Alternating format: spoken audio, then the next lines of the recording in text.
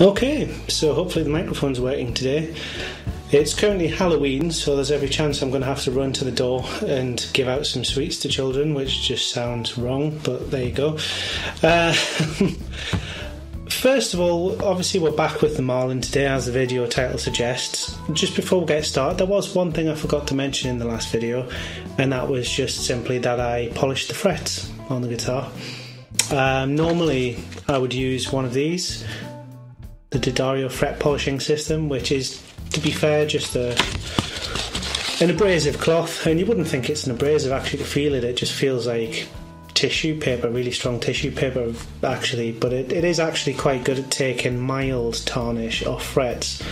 But I did find with the Marlin, the stuff that was on there, if you look back, actually I'll put a picture up on screen, they were almost kind of like a bronze colour just due to the amount of oxidation on them. And I think I said about one fret for about 15 minutes with that, and it was bringing plenty off, but wasn't making nearly enough progress. So in the end, especially with it just being a cheap guitar and everything as well, I actually just used 1500 wet and dry and was done in about 15 minutes. Did a fantastic job. Even took some of the little small marks out of the frets that were there from them being ground down, and you can't tell, there's no sort of little grainy marks in the frets or anything from having done that. Worked an absolute treat. I also, I think I possibly didn't mention, gave the fretboard a little bit of oiling as well. I swear down I'm not sponsored by Daddario, that's just what the shop happened to have in stock that I used last time. So anyway, the wiring loom, if that's what you want to call it, came, and I've already opened it up and had a little look, but I'll open it properly now. Come with a little end cap and the screws for the switch. And now we can see 3 miniature 500k pots with 2 capacitors in situ, and a basic output jack as well, and a switch. And I have to say, having tried these, the quality really doesn't feel that bad. You can tell the circuit board on the switch is a little bit on the flimsy side, but it's not like it's going to be under high stress or anything like that. They are cheap components, but it does actually appear, at least, absolutely fine. The only thing it doesn't have is any instructions. I would understand why they wouldn't want to give out wiring instructions for every possible guitar out there, but you think they might at least actually label the terminals on the switch to say which terminal is what, because I don't know if you can see there, that's the back, nothing on there, and you can't see the tracks either, and that's the front,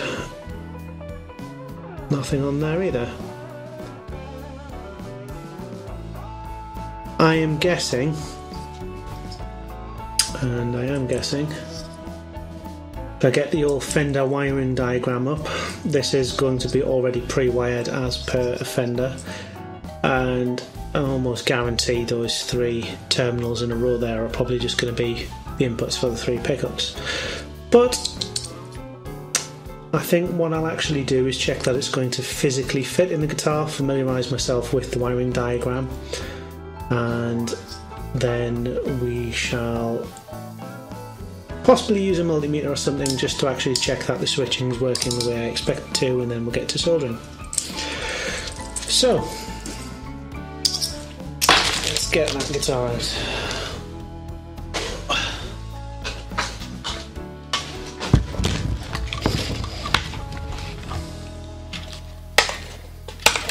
First task, take a couple of photographs just to make a record of how it was actually originally wired. As I said, it was as per a standard Strat, but it can't hurt to have a reference.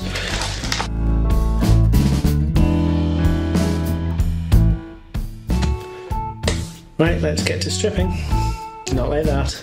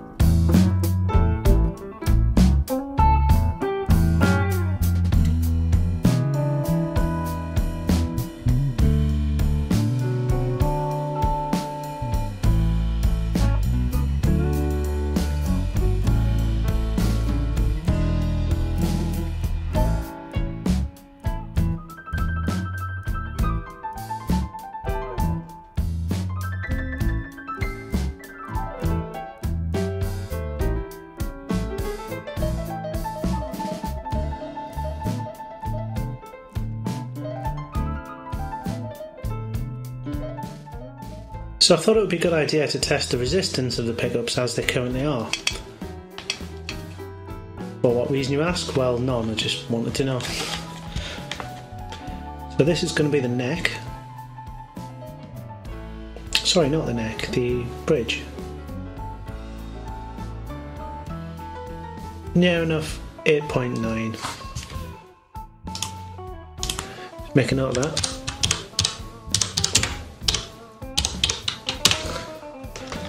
Middle.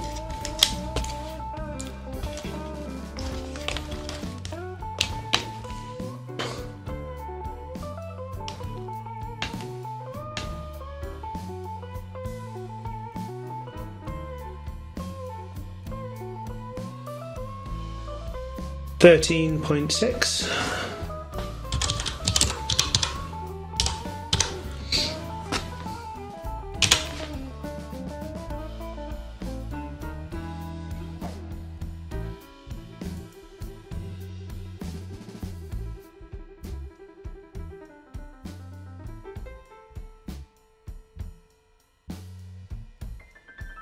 Neck, about 8.9 again. So, as I suspected, the bridge pickup is actually just going to be a neck pickup from another Marlin. That said, generally speaking, the resistance would be lower for the neck pickup and higher for the bridge pickup. Reason being, generally speaking, the higher resistance means a hotter output pickup, and you want your hotter pickup closer to the bridge. So I'm just going to double check those readings. The best bit about my face not being on camera is you can't see my tongue sticking out the side of my mouth while I'm doing this. I'm trying to hold these on the end of the wires. I should be using the crocodile clips, but never mind. Yeah. So, I'm not basing it on a great deal of experience, but I would have said, given that this is the hotter pickup between the three, if we're going to keep things this way, then it might make more sense actually to move this pickup to the bridge. Yeah, in fact, I'm going to do that right now.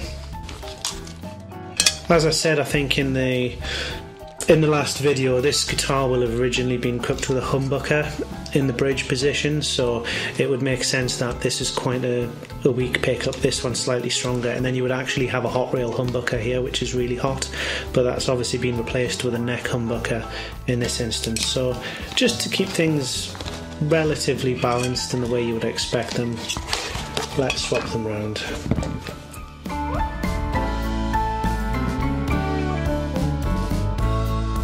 I'm no expert on pickups, not by a long shot, but in fact that's probably the area of guitars I know the least about, but would you say that's a stacked single coil, possibly? I don't know. Okay, so that one's going in the middle.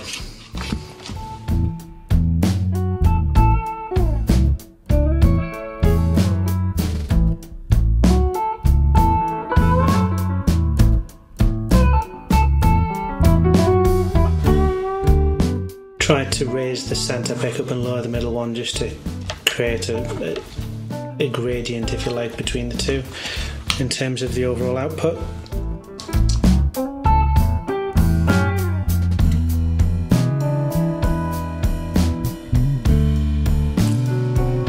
With any luck, actually, I'm kind of hoping these were probably marketed to people who wanted to play metal on super strats.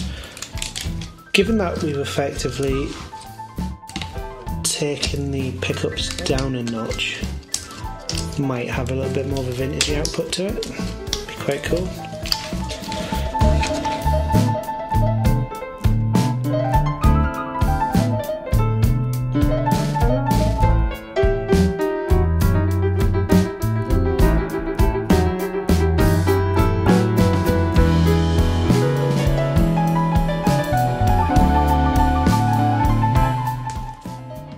I'm intentionally wiring the middle pickup out of phase with the other two, that's why there's two black wires and one red here. It's Going to make sure I get the phase the right way around on these, so the bottom two pickups are going to be in phase with each other, whereas the neck pickup will be out of phase, meaning that when I have these two pickups engaged together they're out of phase, but these two are in phase, which is standard, I believe.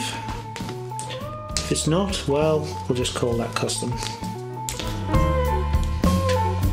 We'll see if I can use the multimeter to determine which pin is going to be which on this. So if I'm going to put the switch in this way, in fact I'm going to screw that in now just so it's there.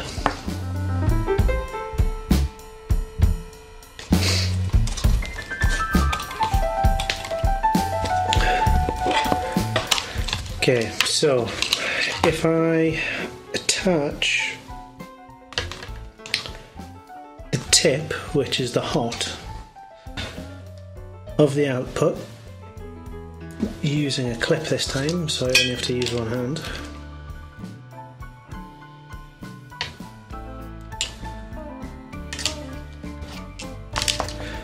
If I attach that to my multimeter,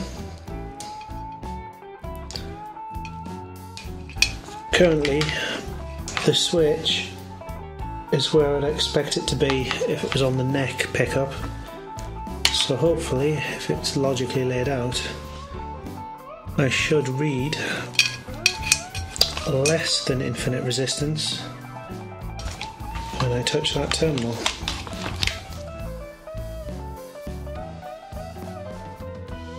Bummer.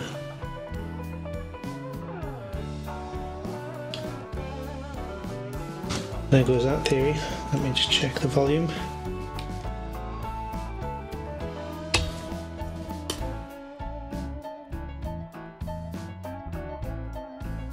Oh. There we go.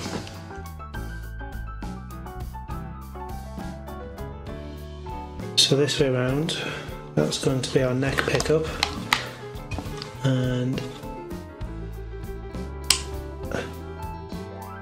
should be neck and middle. Yep, middle on its own. Yep, middle and bridge.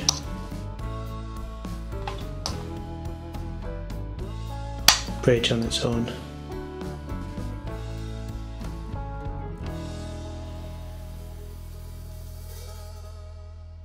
Perfect. Okay then.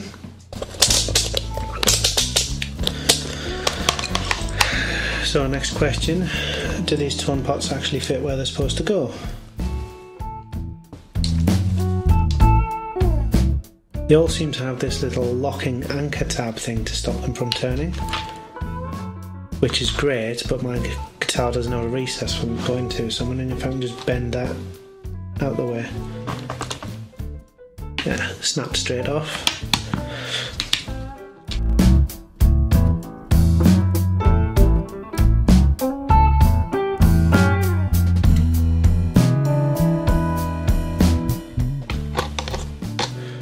Problem number one with the Chinese components, well, apart from the fact I forgot to snap that leg off again, the thread for the nut on this pot is quite poor, so we'll have to be careful to get that on without cross-threading it.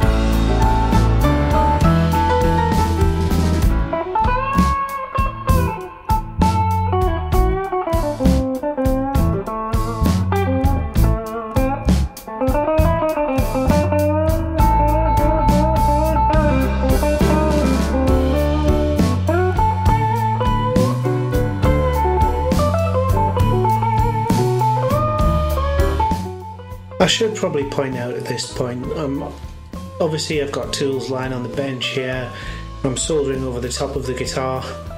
None of this is really good practice if you've got a guitar where you want to protect the finish on it. But this one's already pretty beaten up, so I'm not really too bothered.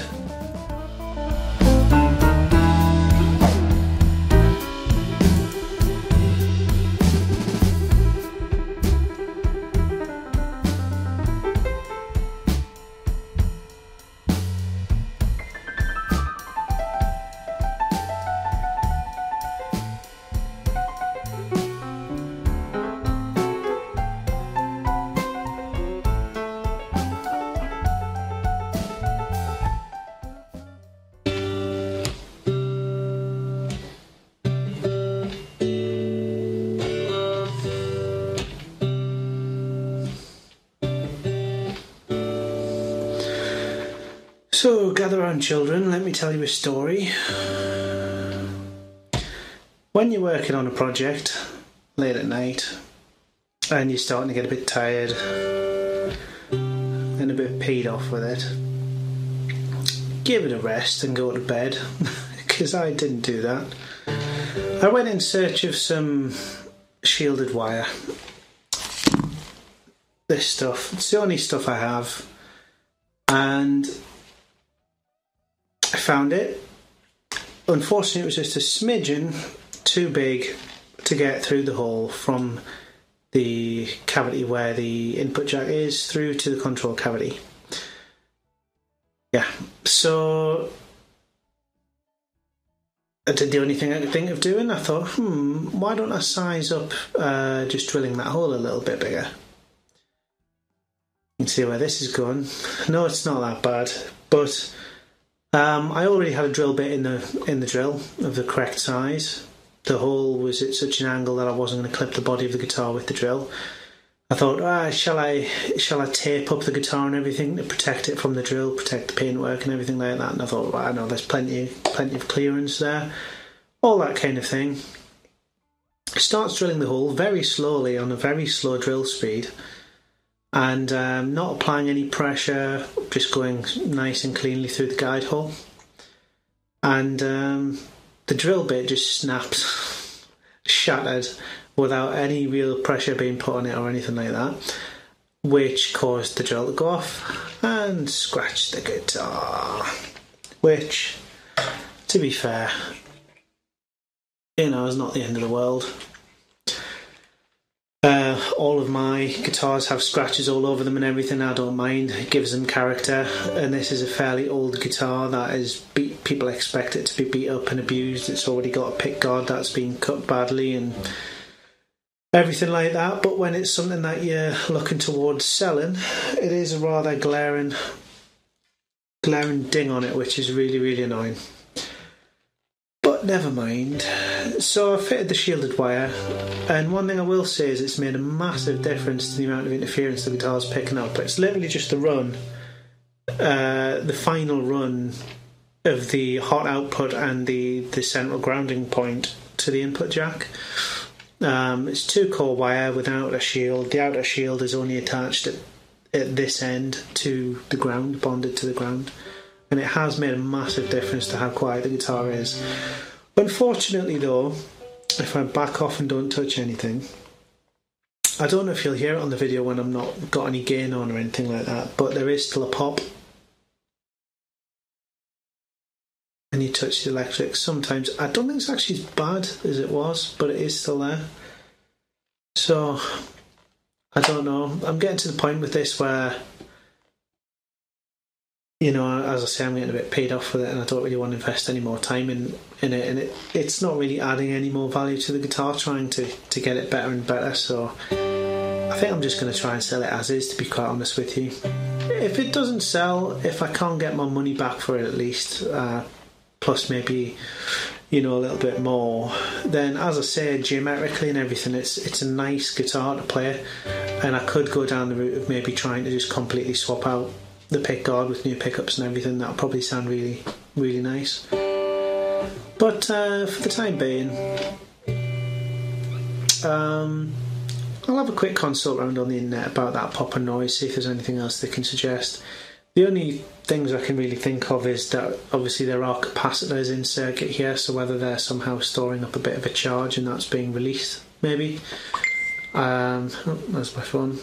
But other than that, I really don't know. In fact, that's a friend of mine probably come back with some suggestions. Let's see what he says. Is it soldered securely? Yes, it's bloody soldered securely. So yeah, I don't know, but I'll give you one final update, probably at least just to let you know how it's gone and whether I've sold it or whatnot. But it's definitely bedtime now. Good night.